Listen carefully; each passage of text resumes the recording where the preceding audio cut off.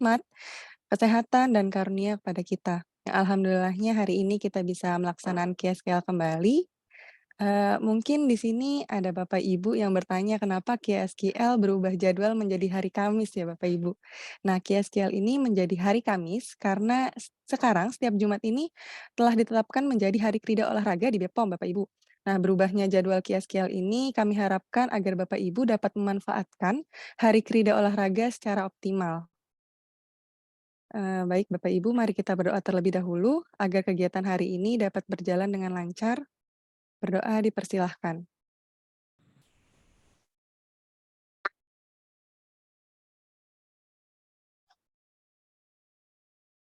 Berdoa cukup. QSKL hari ini merupakan bincang santai bertemakan wujudkan good governance melalui standar pelayanan publik yang akan dibawakan oleh Teh Eis Susanti dari bagian pengembangan pelayanan publik.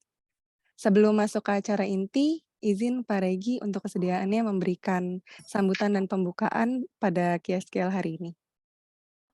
Baik, terima Kepada kasih Bapak Regi Mbak. ya, dipersilakan Pak. Ya. Terima kasih Mbak Risma ya yang sudah berkenan menjadi host ya. Terima kasih Teh Tuis ya yang sudah berkenan menjadi narasumber ya untuk pembelajaran kita di pagi hari ini. Nah, terima kasih juga buat teman-teman Hukor ya yang sudah berkenan hadir ya. Walaupun ini tidak wajib begitu, tetapi menurut saya ini adalah hal yang baik ya untuk kita lakukan atau untuk kita hadiri ya bersama.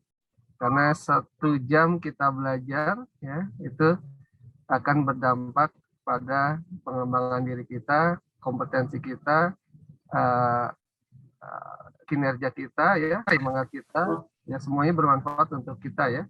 Tidak hanya untuk organisasi ya, tetapi juga tentu untuk pribadi ya, untuk pengembangan masing-masing. Kalau handphone kan dicas itu 1 jam itu bisa bermanfaat berapa lama Mbak Risma? Seharian paling ya.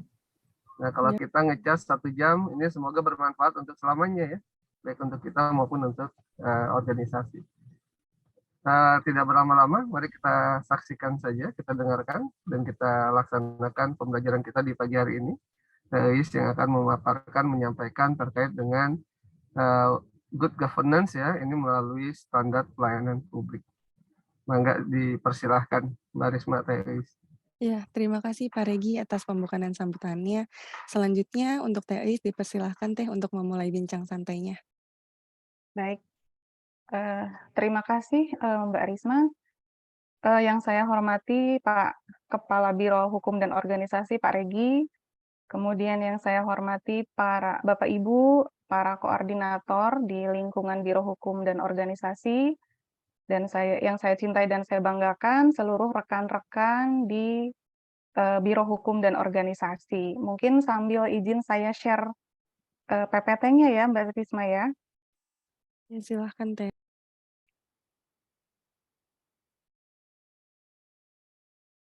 Alhamdulillahirrabbilalamin, hari ini kita bisa bertemu kembali di QSQL.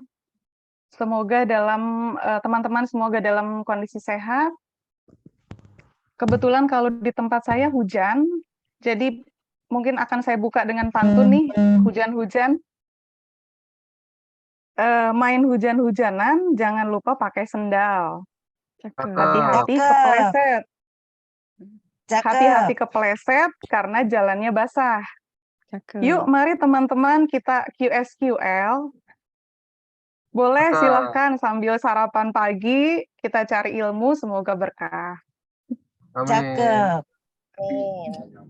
Baik, tadi kan Mbak Risma sampaikan ini bincang santai ya, walaupun saya lihat temanya serius ya, tapi saya tidak akan membawakan serius itu Pak, jadi saya juga sama-sama belajar. Ini adalah sharing dari materi yang saya peroleh dari pelatihan, kemudian dari rapat-rapat koordinasi gitu. Jadi memang kita sama-sama belajar dan kita men-share apa ilmu yang sudah kita peroleh. Jadi untuk pagi ini kebetulan karena kami dari kelompok substansi pengembangan pelayanan publik, jadi memang kami coba membawakan tema yang related gitu. Dan akhir-akhir ini kan juga sedang ini ya, sedang penilaian UPP gitu. Jadi rasanya cukup relevan lah Pak ketika kemarin Kak saya dan Mbak Uzi sih juga mengusulkan ya sudah kita coba angkat tentang standar pelayanan. Jadi kalau kita bicara tentang good governance, tentunya kan pemerintahan yang bersih atau yang pemerintahan yang akuntabel dan juga capable, yang bebas dari korupsi, kolusi, nepotisme. Kalau kita bicara good governance, berarti juga kita tidak akan lepas dari ikhtiar kita melalui reformasi birokrasi. Mohon maaf saya belum ini ya, belum full ininya ya, maaf. Sekarang sudah kelihatan lebih besar ya Bapak Ibu? Siap, sudah Teh. Ya, baik. Nah, jadi good governance itu kan kita bisa mewujudkan pemerintah yang bersih, yang akuntabel, yang bebas dari KKN, itu ikhtiar kita adalah melalui reformasi birokrasi. Kalau kita bicara reformasi birokrasi, itu pun tidak akan terlepas dari penyelenggaraan pelayanan publik yang kita lakukan. Bagaimanapun juga, pemerintah atau instansi pemerintah atau sektor publik, mau apapun yang dia lakukan, muaranya adalah ke pelayanan publik.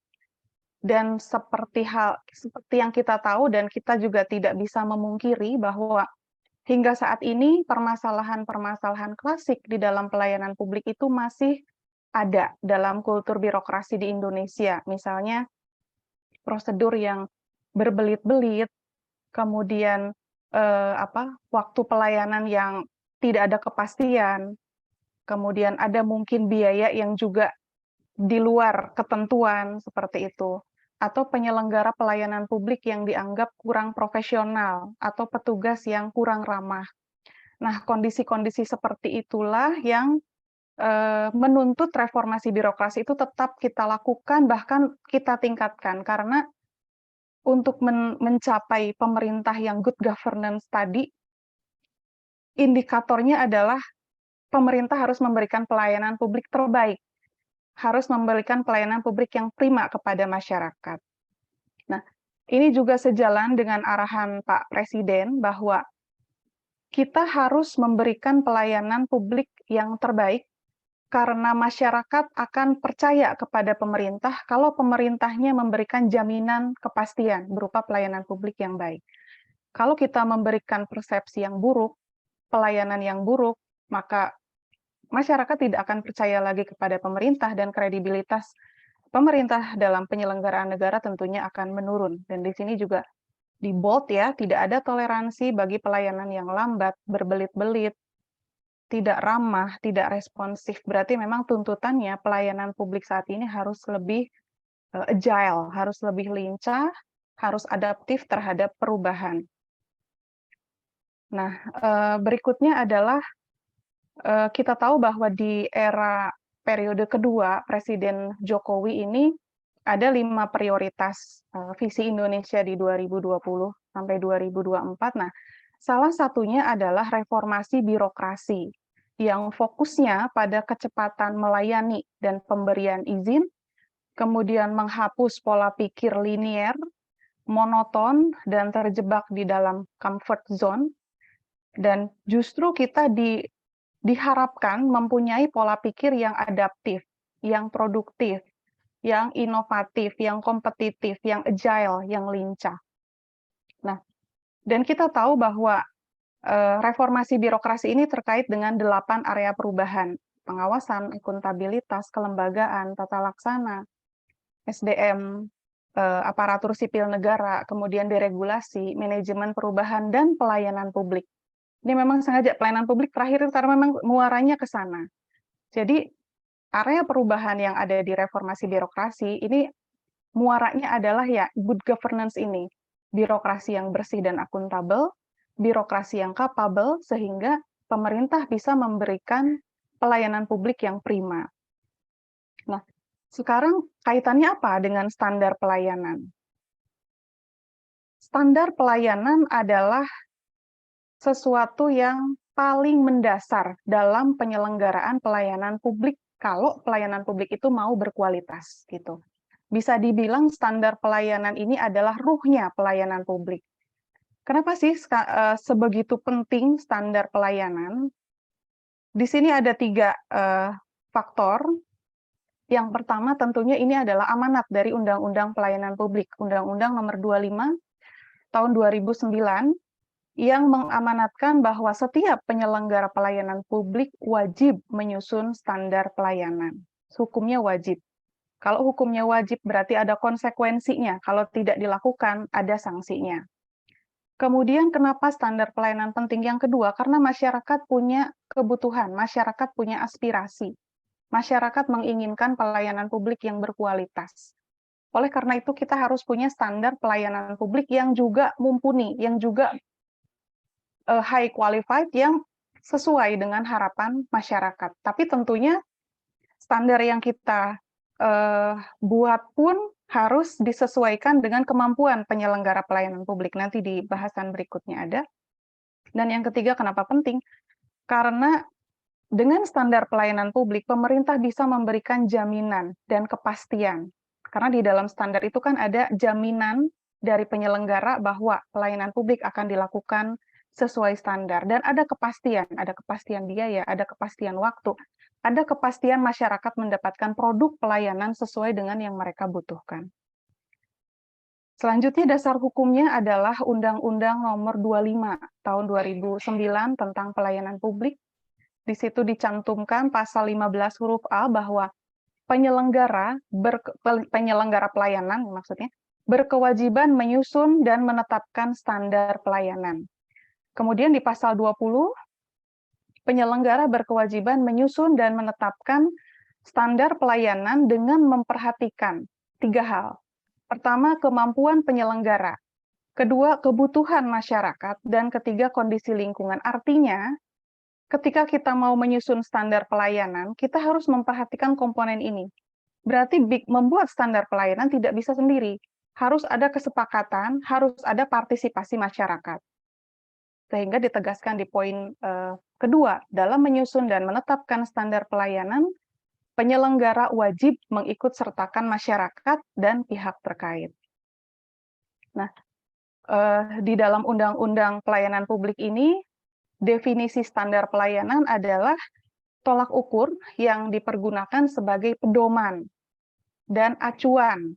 Jadi pedoman penyelenggaraan pelayanan dan acuan penilaian kualitas pelayanan sebagai kewajiban dan janji penyelenggara kepada masyarakat dalam rangka mewujudkan pelayanan yang berkualitas, cepat, mudah, terjangkau, dan terukur. Nah, tadi sudah saya singgung di awal, kalau hukumnya wajib berarti ada konsekuensinya ketika penyelenggara layanan tidak memenuhi kewajibannya dalam menyusun dan menetapkan SP. Jadi di Undang-Undang Nomor 25 Tahun 29 tentang Pelayanan Publik dan Peraturan Pemerintah Nomor 96 Tahun 2012 tentang pelaksanaan Undang-Undang Pelayanan Publik, itu dicantumkan cukup rinci tentang sanksi, ya, ancaman. Jadi penyelenggara pelayanan publik yang tidak menyusun, tidak menetapkan standar pelayanan itu bisa dikenai sanksi beragam, dari mulai teguran tertulis hingga pemberhentian dari jabatan. Nah, cukup berat ini sanksinya, tapi juga wajar karena ketika penyelenggara pelayanan publik tidak punya standar pelayanan, itu bisa diartikan penyelenggara pelayanan publik atau organisasi mengabaikan hak-hak masyarakat untuk mendapatkan pelayanan publik terbaik, ya. Jadi mengabaikan kitahnya pemerintah gitu, karena pemerintah itu pada dasarnya pelayan rakyat. Jadi ketika penyelenggara pelayanan publik mengabaikan ini, wajar kalau sanksinya juga berat gitu, sampai pemberhentian dari jabatan. Nah, berikutnya adalah bagaimana sih kita menyusun sebuah standar pelayanan. Di sini ada 6 tahap. Yang pertama adalah penyusunan rancangan standar pelayanan. Nah, di tahap pertama yang dilakukan adalah kita mengidentifikasi produk layanan apa yang dibutuhkan oleh masyarakat. Kita juga identifikasi perkembangan terkini. kemudian aspirasi masyarakat seperti apa. Tapi selain itu, kita juga mengidentifikasi kemampuan kita sebagai penyelenggara layanan, artinya kita lakukan juga self-evaluation. Kita punya kapasitas internal apa nih untuk memberikan pelayanan kepada masyarakat. Nah, kalau ada gap, berarti kita mesti meningkatkan kompetensi kita. Misalnya sekarang zamannya kan sudah semuanya online, apalagi di masa pandemi. Mau tidak mau, sektor pemerintah harus terus mengupgrade kemampuan terutama dalam bidang teknologi informasi. Seperti itu. Jadi yang diidentifikasi tidak hanya kebutuhan masyarakat, tapi juga kemampuan atau kapasitas si penyelenggaranya. Nah, kemudian yang kedua, pembahasan rancangan standar pelayanan dengan masyarakat. Jadi setelah kita membuat rancangan, nah, poin kedua inilah yang nanti menjadi forum konsultasi publik. Nanti akan dibahas berikutnya. Jadi di tahap kedua ini adalah upaya penyelenggara pelayanan untuk mengakomodir masukan masyarakat, aspirasi masyarakat, kemudian mengakomodir stakeholder, kemudian situasi atau dinamika lingkungan eksternal. Nah, ini poin kedua ini termasuk yang paling penting. Karena itulah ruhnya ketika kita menyusun standar pelayanan. Perlu ada partisipasi masyarakat selaku pengguna layanan dan juga stakeholder yang nantinya akan berhubungan dengan kita ketika standar pelayanan ini sudah diterapkan. Berikutnya yang ketiga adalah penetapan standar pelayanan. Nah, jadi kalau tahap nomor 2 itu sudah ada kesepakatan, artinya standar pelayanannya sudah disepakati oleh penyelenggara maupun oleh masyarakat selaku pengguna layanan. Kemudian si standar pelayanan ini bisa ditetapkan oleh pemimpin atau pimpinan penyelenggara layanan. Kemudian dipublikasikan agar masyarakat terinformasi, terkomunikasi dengan baik sehingga standar pelayanan ini bisa diterapkan. Dan kemudian tahap yang keempat adalah penerapan standar pelayanan. Nah, kalau sudah ditetapkan, berarti standar pelayanan ini akan menjadi pedoman atau acuan bagi masyarakat ketika mendapatkan pelayanan. Berikutnya adalah yang kelima, penetapan dan penerapan maklumat pelayanan. Jadi ini adalah standar pelayanan yang dinyatakan dalam bentuk janji atau komitmen dari pimpinan penyelenggara layanan. Ya, di dalamnya ada janji bahwa pimpinan atau penyelenggara atau organisasi penyelenggara pelayanan ini akan memberikan layanan sesuai dengan standar pelayanan. Kemudian unsur yang kedua ada kepastian dan janji untuk terus melakukan perbaikan secara berkelanjutan, ada continuous improvement. Dan poin yang ketiga adalah janji bahwa ketika mereka meleset atau tidak sesuai dengan pelayanan yang diberikan tidak sesuai dengan standar pelayanan, maka bersedia dikenai sanksi. Seperti itu, maklumat pelayanan isinya memuat 3 hal itu. Dan kemudian yang tidak kalah penting adalah pemantauan dan evaluasi. Karena di dalam pemantauan dan evaluasi ini, ketika standar pelayanan sudah berjalan, sudah diterapkan, sudah diimplementasikan, tentunya karena lingkungan eksternal ini sangat dinamis, sangat kompleks, bisa setiap saat berubah. Ini adalah hal yang sangat penting, karena kita harus dituntut selalu update, selalu menyesuaikan dengan perkembangan zaman. Nah, pemantauan dan evaluasi ini juga harus dilakukan secara berkala. Kalau di peraturannya boleh maksimal sampai 3 tahun, tapi kalau melihat situasi sekarang yang sangat-sangat dinamis, kok rasanya 3 tahun kelamaan gitu, apalagi di masa pandemi. Jadi alangkah baiknya sih standar pelayanan ini bisa terus kita review setiap tahun. Nah, untuk pemantauan dan evaluasi ini juga jangan dilupakan untuk tetap melibatkan masyarakat. Jadi nanti bentuknya bisa forum konsultasi publik lagi, kalau dirasa misalnya di tengah-tengah implementasi ada sesuatu yang rasanya kok sudah tidak relevan gitu. ada yang harus ditambahkan, ada yang harus dieliminir, misalnya persyaratannya harus disederhanakan, harus dipercepat dan lain-lain. Dan ini keterlibatan masyarakat menjadi sangat penting di sini. Artinya bisa dilakukan lagi forum konsultasi publik di sini.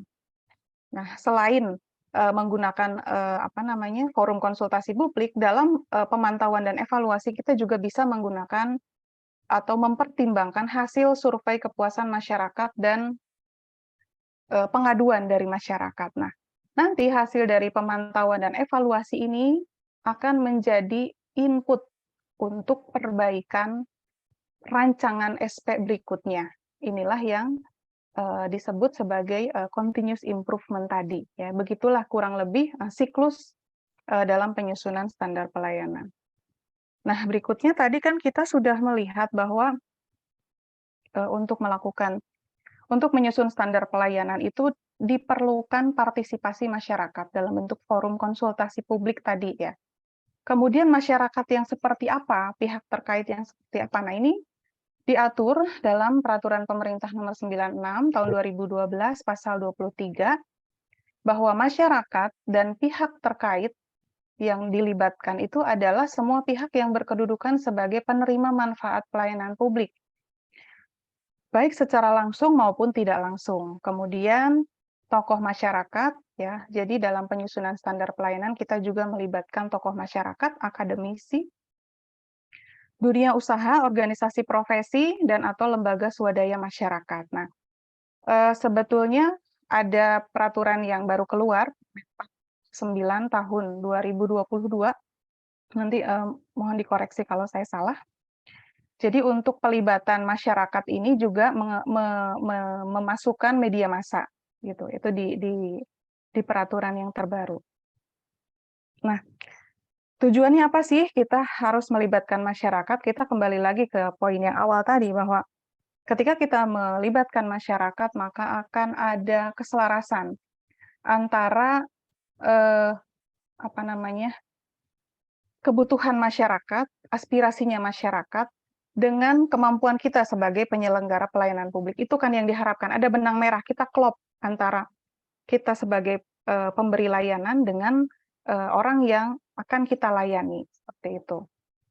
Nah, kemudian undang-undang ini juga tapi menggarisbawahi bahwa penetapan wakil masyarakat dan pihak terkait beserta jumlahnya ditentukan oleh penyelenggara dengan memperhatikan integritas, kompetensi, dan kepedulian di bidang pelayanan yang bersangkutan. Jadi agar nanti kebijakannya atau standar pelayanannya lebih berkualitas gitu. Jadi memang harus melibatkan unsur-unsur yang kompeten. Selanjutnya, kok tidak mau bergerak? Oh ya, maaf. Nah, berikutnya adalah prinsip standar pelayanan. Jadi kalau kita menyusun standar pelayanan, kita harus berpegang pada prinsip, ada 6. Sederhana, berarti standar pelayanan ini harus mudah dimengerti, mudah dipahami, mudah dilaksanakan dengan prosedur yang jelas. Kemudian partisipatif, ini sudah dibahas tadi bahwa penyusunan standar pelayanan harus melibatkan masyarakat. Tadi agar tercipta keselarasan itu antara yang mereka butuhkan dengan yang kapasitas yang kita punya. Kemudian hal-hal yang akuntabel. Kemudian yang ketiga akuntabel. Hal-hal yang diatur dalam standar pelayanan harus dapat dilaksanakan dan dipertanggungjawabkan. Kemudian berkelanjutan bahwa standar pelayanan ini harus terus-menerus dilakukan perbaikan untuk meningkatkan kualitasnya dan juga dan juga seharusnya dibuka ruang sebesar-besarnya untuk inovasi, ya, karena itu untuk meningkatkan kualitas layanan publik. Berikutnya transparansi, artinya standar pelayanan ini harus mudah diakses oleh siapapun dan harus jelas. Dan terakhir keadilan, bahwa pelayanan publik itu harus inklusif ya, tidak membeda-bedakan dan dapat menjangkau seluruh lapisan masyarakat.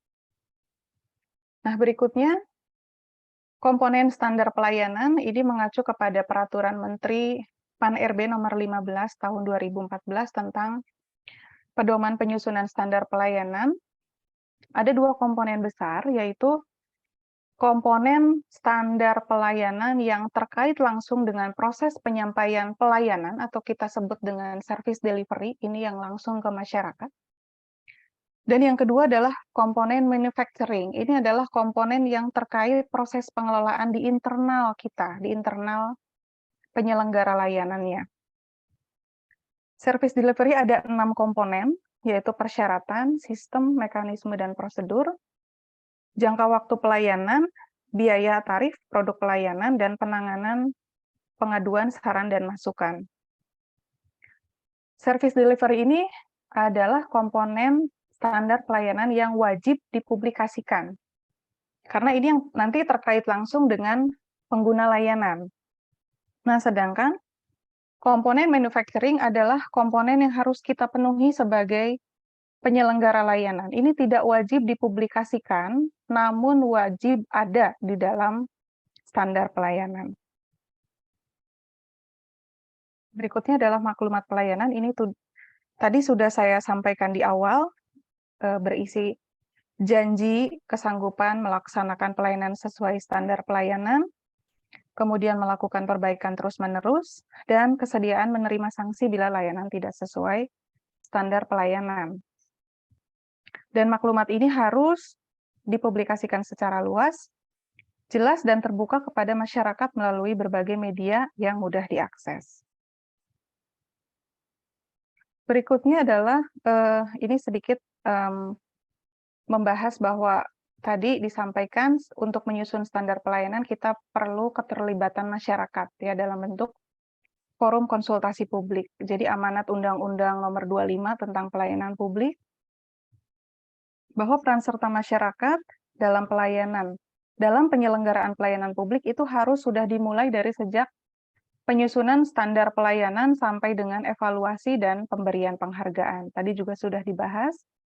Ini juga sejalan dengan kalau konsepnya New Public Service itu sangat-sangat menitikberatkan pada partisipasi masyarakat. Jadi masyarakat itu harus menjadi penilai independen atas kinerjanya pemerintah biar kinerja kita balance gitu, ada kontrol dari masyarakat.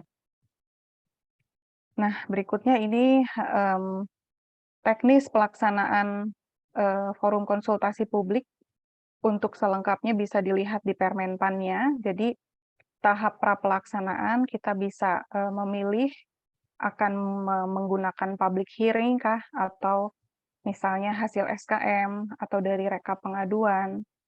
Dan ini juga harus kita lihat kemampuan penyelenggara layanan dari sisi anggaran gitu. Jadi pelaksanaan FKP ini juga harus disesuaikan dengan kemampuan anggaran dari penyelenggara layanan. Untuk pelaksanaannya, karena tadi sudah dibahas bahwa ini melibatkan komponen masyarakat, tentunya semakin lengkap komponen masyarakat yang terlibat akan semakin baik, karena akan semakin kaya masukan-masukan dan kontribusinya. Dan yang paling penting dari FKP ini adalah harus ada berita acara. Berita acara ini adalah kesepakatan hasil masukan aspirasi dari berbagai komponen masyarakat itu yang diketahui, yang disepakati dan ditandatangani. Itu yang penting sekali dari forum konsultasi publik. Dan dokumentasi kegiatan yang harus dipenuhi juga antara lain foto, kemudian undangan, dan daftar hadir. Nah, berikutnya pelaporan. Untuk pelaporannya, kalau FKP sudah dilakukan, kemudian laporan disampaikan ke Kementerian Pan-RB. Cuma di sini ada tindak lanjut hasil FKP, itu juga sesuatu yang penting, yang justru itu yang penting dari FKP itu masukan-masukan dari masyarakat, tindak lanjutnya apa, sudah diselesaikan, nah kemudian laporannya baru disampaikan ke Menpan. Dan ini satu lagi bagian juga penting dalam penyusunan standar pelayanan adalah survei kepuasan masyarakat. Tadi sedikit sudah disinggung. Survei kepuasan masyarakat ini mengacu ke Peraturan Menpan RB nomor 14 tahun 2017 Tujuannya adalah untuk mengukur tingkat kepuasan masyarakat sebagai pengguna layanan yang tentunya muaranya adalah agar kualitas penyelenggaraan pelayanan publik ini meningkat. Nah, kemudian sasarannya tentunya tadi saya sudah sampaikan juga ya, mendorong partisipasi masyarakat untuk menilai kinerja pemerintah. Ya, diharapkan masukan ini akan menjadi bahan dalam pemerintah merumuskan kebijakan. Dan untuk teknisnya di sini disebutkan bahwa penyelenggara pelayanan ini wajib melakukan survei kepuasan masyarakat secara berkala minimal 1 kali dalam 1 tahun, boleh dilakukan oleh atau bekerja sama dengan lembaga lain yang kredibel, yang punya reputasi, kemudian wajib mempublikasikan hasil SKM. Nah, sebetulnya kalau yang tools, instrumen penilaian yang sekarang justru lebih cenderung ke arah ketika kita dapat masukan dari masyarakat, tindak lanjutnya apa gitu. Jadi tidak lagi ke frekuensinya, misalnya kita harus melakukan survei setiap bulan atau setiap triwulan, tapi lebih ke kita sudah melakukan apa, kita sudah menindaklanjuti apa masukan masyarakat itu dan kontribusinya terhadap peningkatan pelayanan publik kita gitu. Dan pasal 6-nya adalah kewajiban. Nah ini, kewajiban untuk melakukan evaluasi terhadap hasil SKM. Jadi memang lebih ke substansinya, hasil SKM itu harus betul-betul menjadi masukan, menjadi pertimbangan ketika kita menetapkan standar pelayanan.